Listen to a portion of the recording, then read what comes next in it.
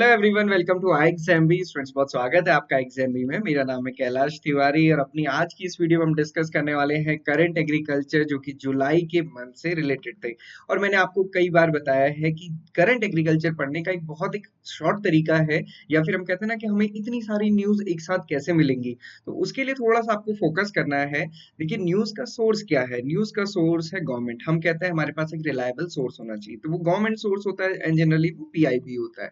और आप सभी को पता है कि अभी प्रेजेंट में पार्लियामेंट का सेशन चल रहा है, मॉनसून सेशन चल रहा है। तो मॉनसून सेशन में हर एक मिनिस्टर जो भी प्रोग्रेस है किसी भी पर्टिकुलर स्कीम की, या सारी ही चीजों पे डिस्कशन करते हैं। तो ये सारा कुछ पीआईबी में आता है और सारा डेटा आपको पीआईबी से मिल जाता है।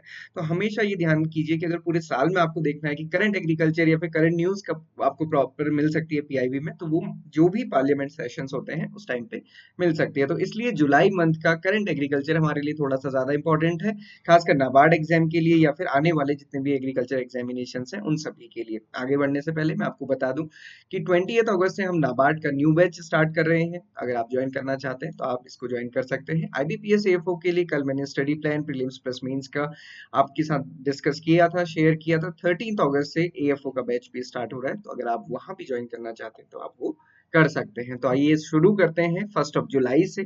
तो 1 जुलाई हम बहुत सारी चीजों के लिए सेलिब्रेट करते हैं। आप देखेंगे nation is celebrating these days. क्या क्या days? GST day, goods and services tax. Comment box पे बताइएगा कि जीएसटी किस ईयर से शुरू हुआ था।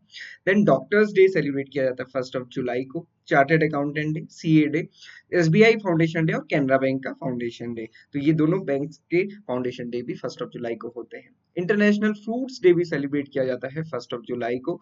Fruit of the year 2023 lemon and the motto is do good.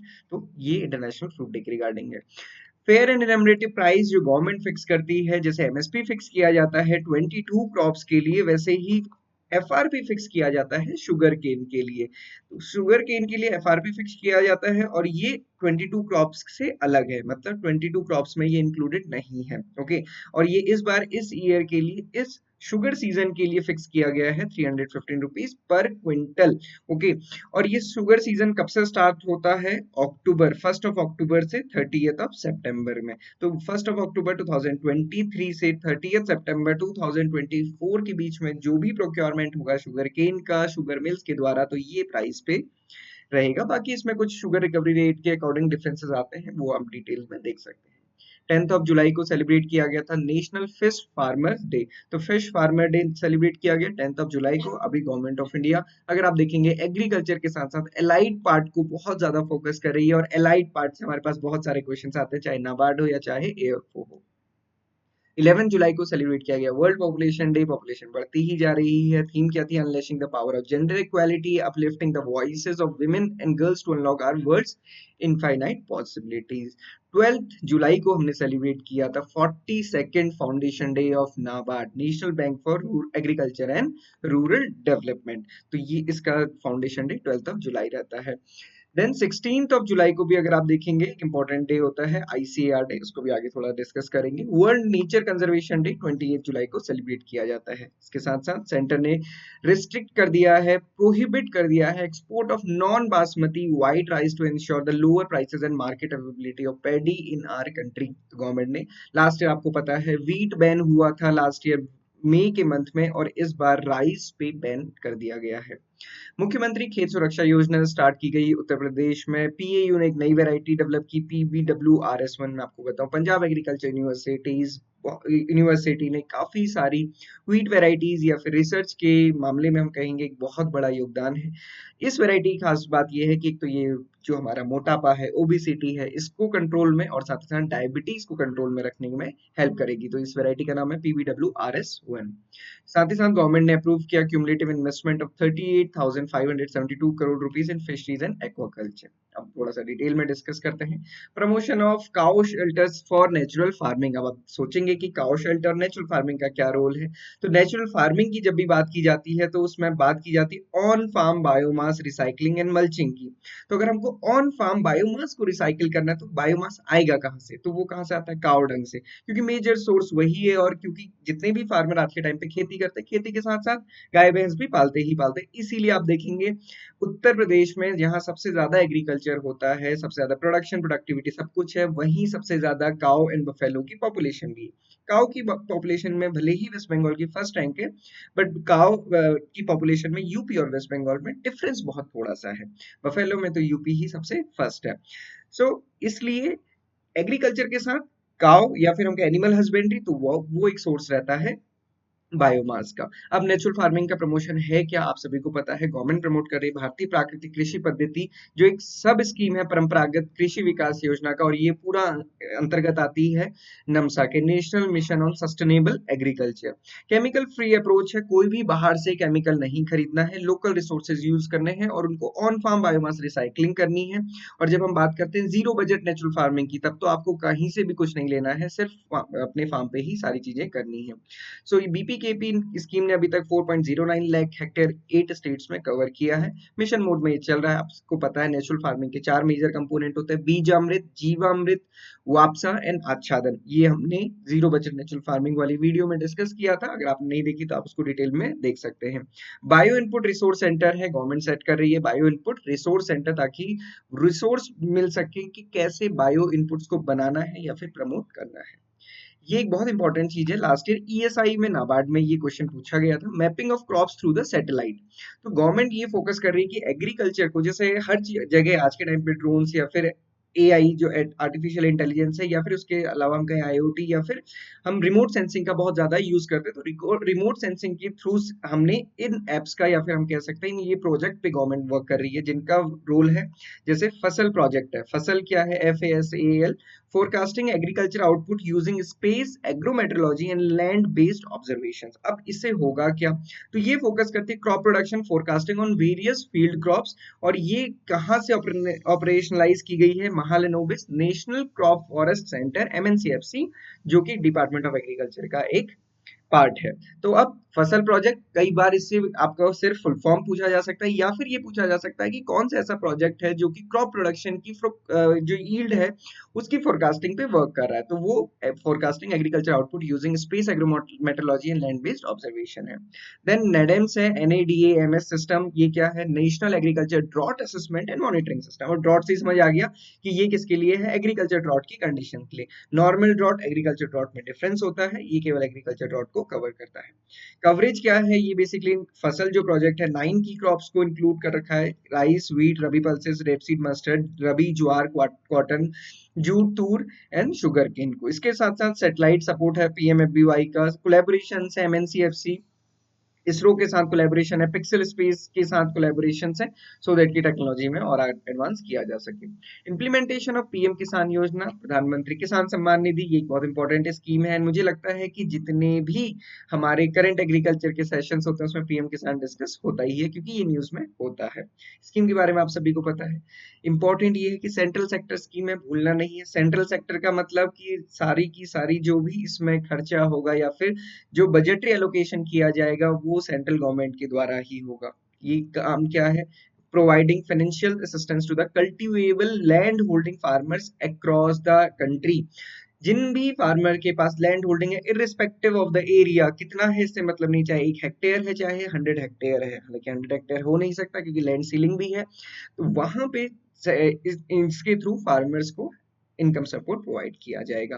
Financial assistance कितनी है, 6,000 रुपीज की पर ईयर और 2,000 rupees each instalment. Direct DBT transfer है, वर्ल्ड, ये अपने टाइप में वर्ल्ड की वन ऑफ द मोस्ट या फिर कहें लार्जेस्ट DBT स्कीम है। बेनिफिशियरी आइडेंटिफिकेशन ये स्टेट गवर्नमेंट करेंगी, वेरिफिकेशन भी वेरियस तरीके से है। अभी तो DBT मैंने आपको डिस्कस किया, डिसबर्समेंट की अगर हम बात करेंगे तो अभी थोड़ा आगे डिस्कस करेंगे। देन इसके साथ साथ innovation and agri entrepreneurship development programme under the Rashtriya Kisan कृषि विकास योजना। तो बेसिकली जो राष्ट्रीय कृषि विकास योजना है वो वर्क करती है एग्री एंटरप्रेन्योरशिप डेवलपमेंट में, या फिर हम कहें कि जो बड़े बड़े सेटअप्स एग्रीकल्चर प्रोसेसिंग के लिए या फिर इंडस्ट्रीज डेवलपमेंट उसके लिए वर्क करती है। तो ये बेसिकली फाइनेंशियल सपोर्ट प्रोवाइड करती है, साथ साथ इंक्यूबेशन मतलब ट्रेनिंग, जितनी भी उनको हैंड होल्डिंग चाहिए या फिर टेक्निकल नो हाउ, ये सारा कुछ knowledge partners and RKVY agri business incubators के थ्रू। और अगर आप देखेंगे गवर्नमेंट ने अभी अप्रूव किया है 500 rupees crore accelerator fund for 5 years to encourage agri startup with the innovative technologies. इसके साथ साथ अभी 1176 एग्री स्टार्टअप सपोर्ट किए गए हैं और इतनी असिस्टेंस दी गई है। अब आते हैं constitution of farmer producer organisation. Last year question पूछा गया था। ये क्वेश्चन उतना ही इंपॉर्टेंट है जितना आप एसएचजीज को समझते हैं। 1993 में हमें एसएचजीज की जरूरत थी क्योंकि जो महिलाएं थी उनको साथ में लेकर आना था सो दैट कि वो कुछ ना कुछ कर सके, लाइवलीहुड जनरेशन कर सके। आज के टाइम पे कंडीशन मोर और लेस वैसी ही है बट थोड़ी सी डिफरेंट है। थोड़ी सी डिफरेंट कहने का मतलब क्या है? फार्मर्स तो हमारे पास बहुत सारे हैं बट वो सारे फार्मर कैसे हैं? Marginal farmer. डेटा कहता है कि हमारी कंट्री के टोटल फार्मर में से 68.5% फार्मर मार्जिनल हैं। मार्जिनल कहने का मतलब है less than 1 hectare land holding है, ये माने कि 2.47 एकड़ से भी कम।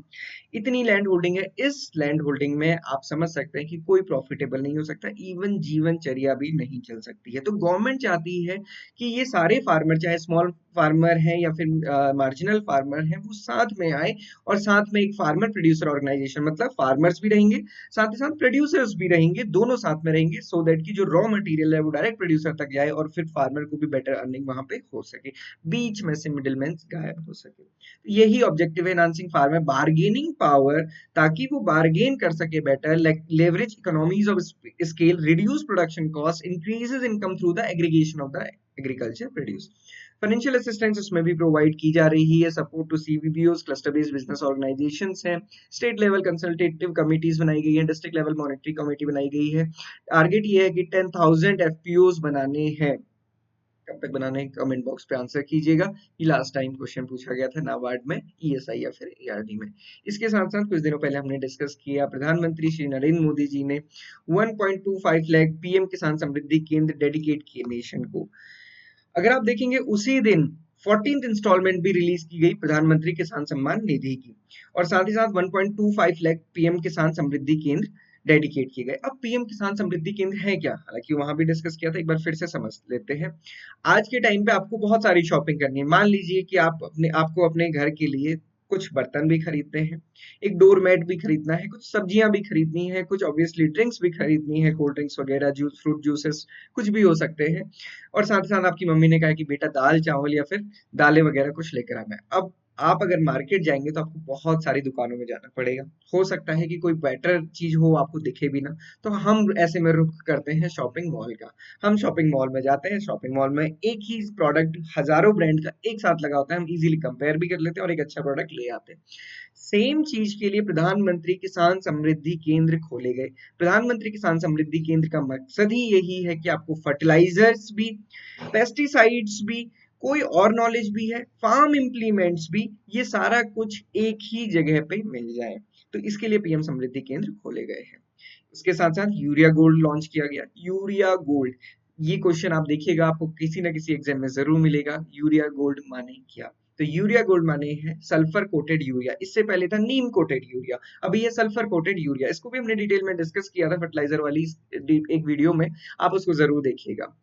Then first ever credit guarantee scheme दी गई है for the livestock sector launch for the rebooting the rural economy by leveraging the MSME. तो आपको पता है कि अगर वो बिजनेस है लाइव स्टॉक में तो वो एमएसएमई के अंदर आ सकता है। और क्रेडिट गारंटी स्कीम का मतलब क्या होता है? क्रेडिट गारंटी स्कीम का मतलब है, क्रेडिट माने लोन, लोन की गारंटी है। लोन की गारंटी का क्या मतलब होता है? मान लीजिए कि आपने कहा कि मैं एक डेयरी फार्म खोलूंगा, मेरे को 100 काऊ का एक डेयरी फार्म खोलना है, ठीक है। अब आपको कुछ उसके साथ साथ एसोसिएटेड रिस्क भी पता है। रिस्क क्या है कि अगर कोई बीमारी फैलेगी तो सारी की सारी काऊ जा सकती हैं या फिर बहुत बड़ा आपको नुकसान हो सकता है, और ऐसे में आपके पास अर्निंग तो छोड़िए, लोन चुकाने के लिए पैसा कहाँ से आएगा?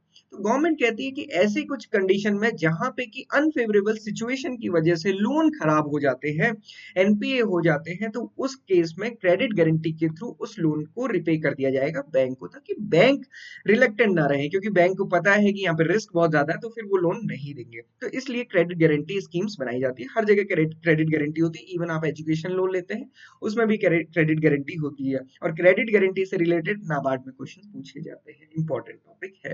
Implemented by department of animal husbandry dairying and ministry of fisheries animal husbandry and dairying.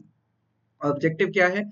Credit delivery system for MSME in livestock sector. MSME का किसमें? लाइव स्टॉक सेक्टर में, विदाउट कोलेटरल सिक्योरिटी हैसल्स। तो ये थोड़ा सा सुनिश्चित किया जा सके, क्रेडिट गारंटी हो जाती है, क्योंकि बैंक को भी पता है कि अगर नुकसान हो गया तो ये जो भी क्रेडिट गारंटी प्रोवाइड कर रही है ऑर्गेनाइजेशन, वहां के थ्रू फाइनेंस हो जाएगा।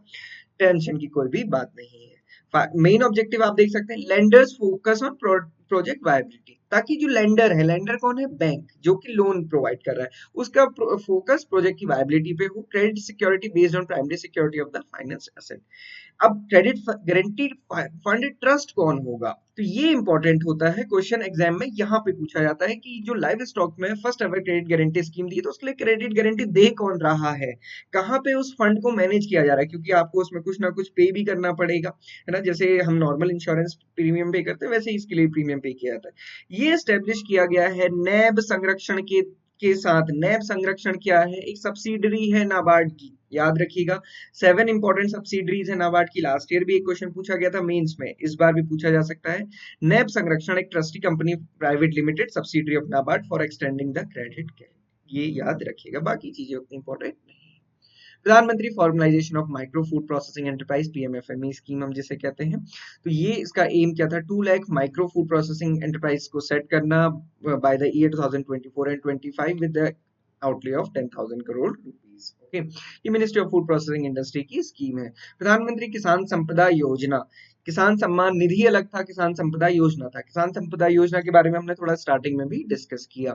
Ministry of food processing industry की ये स्कीम है, 2017-18 से एस्टेब्लिश है। बहुत सारे इसमें कंपोनेंट थे, जो कुछ अभी बंद भी हो गए, कुछ चल भी रहे। इसको जस्ट आप एक बार रीड कर सकते हैं। इंपॉर्टेंट आपको ध्यान रखना है, जैसे हमने उस समय पढ़ा कि एग्री एंटरप्रेन्योरशिप, एग्रीकल्चर में बिजनेस स्टार्ट करना, एग्रीकल्चर में प्रोडक्शन या फिर इंडस्ट्रीज को स्टार्ट करने के लिए प्रधानमंत्री किसान संपदा योजना हेल्प करती है, फाइनेंशियल सपोर्ट देती है, grants in aid for food processing project, support for setting up the modern infrastructure, cold chain, agro processing cluster, ये सारी चीजें। प्रेसिडेंट ऑफ इंडिया ने प्रेजेंट किए भूमि सम्मान 2023 और 18 जुलाई 2023 भूमि सम्मान अवार्ड दिया गया ज्ञान भवन न्यू दिल्ली में। एम क्या था, recognise excellence in achieving core component of digital India land records modernisation programme, DILRMP, इसके लिए भूमि सम्मान दिया गया। कौन है जो मुझे बताएगा कि 2021 से 2022 में भी कौन सी ऐसी स्कीम थी जिसको डिजिटलाइजेशन ऑफ लैंड रिकॉर्ड के लिए बनाया गया, कमेंट बॉक्स में बताइएगा। बहुत बार हमने उस स्कीम को डिस्कस किया है। प्रधानमंत्री आवास योजना ग्रामीण बेनिफिशियरीज का स्टेटस यहाँ पे अपडेट हुआ, क्योंकि मैंने आपको बताया ना कि इस टाइम पे होता क्या है, बेनिफिशियरीज का स्टेटस पता चल जाता है हमको पीआईबी के थ्रू। स्कीम का क्या नाम है, प्रधानमंत्री आवास योजना ग्रामीण। पहले ये 2022 तक टारगेटेड थी, बट टारगेट पूरे नहीं हुए, इसको एक्सटेंड कर दिया गया 2024 तक। 2016 में ये स्टार्ट हुई थी, इससे पहले स्कीम का नाम था इंदिरा आवास योजना। एम क्या है, housing for all in the rural area, housing for all. Construct target क्या है, 2.95 करोड़ पक्का houses with the basic communities by March 2024, ये इसकी प्रोग्रेस है, इसको थोड़ा सा आप अभी छोड़ भी सकते हैं। देन ई नेम है, ई नेम काफी इंपॉर्टेंट है। ई नेशनल एग्रीकल्चर मार्केट, एपीएमसीज को इंटीग्रेट किया जा रहा है एक कॉमन प्लेटफॉर्म पे, ताकि जैसे आप फ्लिपकार्ट में सामान खरीद सकते हैं, वैसे ही फार्मर भी एक पर्टिकुलर ऐप से, ई नेम ऐप भी है, आप उसको डाउनलोड करके देख सकते हैं, काफी अच्छी आपको लगेगी। थोड़ा सा इंटरेस्ट लेंगे तो फिर डिलीट कर देना। ई नेम ऐप को आप देखेंगे तो उसमें रियल टाइम पे ट्रेड हो सकता है एग्रीकल्चर कमोडिटीज का, क्योंकि आपको पता है कि इंडिया में अगर अभी हम टोमेटो की ही बात करें, भले ही अभी भी एपीएमसी कर रही हैं, बट स्टिल बहुत ज्यादा वेरिएशन है। कहीं पे 200 रुपीज पर केजी है, कहीं पे 250 रुपीज पर केजी है, कहीं पे 80 रुपीज पर केजी है। क्योंकि मेरे को ध्यान है, कुछ दिनों पहले मैंने एक फोटो टेलीग्राम ग्रुप पे डाली थी एग्रीबी पे, और मैंने जस्ट पूछा था कि आपकी लोकेलिटी में टोमेटो का क्या प्राइस है। तो वहां पे जो मैंने फोटो खींची थी, वो वेंडर उस समय 80 रुपीज पर केजी टोमेटो दे रहा था, और वहीं पे कुछ स्टूडेंट ने बताया 200, कहीं 230, कहीं 150, कहीं 80, कहीं 100। तो ये वेरिएशन है, तो ये वेरिएशन थोड़ा सा कम हो सके और फार्मर को बेटर अर्निंग हो सके। हालांकि टोमेटो फार्मर्स इस बार एक सोर्स बने हैं, और हालांकि उन्होंने भी, मेरे को नहीं लगता कि इतना सोचा होगा कि करोड़पति बन जाएंगे। ये एक अच्छा एग्जाम्पल होता है कि हमें लगे रहना, हमें नहीं पता कि कब हमारी मेहनत रंग लाए। E NAM national agriculture market, अभी प्रेजेंट में 1361 मंडीज इंटीग्रेट की गई हैं 23 स्टेट्स में, 4 यूटीज में। और अभी देखेंगे 3 जुलाई को मोर देन 1.75 करोड़ फार्मर्स और 2.545 lakh traders have been registered, और ये वॉल्यूम है जिसको ट्रेड किया गया। 209 अप्रॉक्स कमोडिटीज हैं जिन पे ट्रेडिंग हो रही है। DNRLM ने एक मोबाइल ऐप लॉन्च की है, ई सारस। ई सारस पोर्टल भी है और ई सारस मोबाइल ऐप भी है। काम क्या है,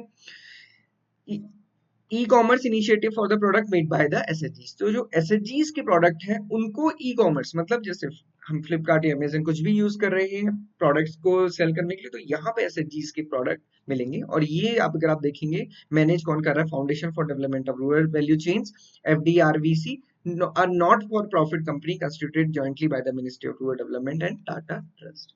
ये दोनों ने जॉइंट वेंचर किया है। This is all about current agriculture July 2023। I hope कि आपको एक बेसिक आइडिया मिला होगा क्या क्या हुआ पूरे मंथ में। हालांकि पूरे महीने में जहाँ पे जो इंपॉर्टेंट चीजें थी वो हम आपको स्पेशल वीडियोस के थ्रू लाते थे, एंड आई होप कि आपको उनसे बेनिफिट होता होगा। किसी भी डाउट क्वेरी क्वेश्चन के लिए आप हमें पूछ सकते हैं। ये चीजें मैं आपको बता ही चुका हूँ कि नाबार्ड का कोर्स 20 अगस्त से शुरू होगा, ऑल्दो अभी भी चल रहा है, आप कभी भी एनरोल कर सकते हैं, सिर्फ लाइव क्लास डिपेंडेंट नहीं है। आई एग्जाम भी आपको प्रोवाइड करता है लाइव क्लासेस प्लस पूरा का पूरा रेडी कंटेंट, जहाँ पे शॉर्ट वीडियो, शॉर्ट नोट्स और प्रैक्टिस टेस्ट रेगुलरली मिलते हैं। सिमिलरली एएफओ का कोर्स जो कि 13 से शुरू हो रहा है, दोनों के ही स्टडी प्लान दिए गए हैं, डिस्क्रिप्शन बॉक्स में मिल जाएंगे, आप उसको डाउनलोड कर सकते हैं। बहुत बहुत धन्यवाद आपका पूरी वीडियो देखने के लिए। किसी भी डाउट क्वेरी क्वेश्चन के लिए आप कभी भी पूछ सकते हैं। ये मेल्स और वेबसाइट दोनों यहाँ पे मेंशन किया हुआ है। Thank you and have a very great day.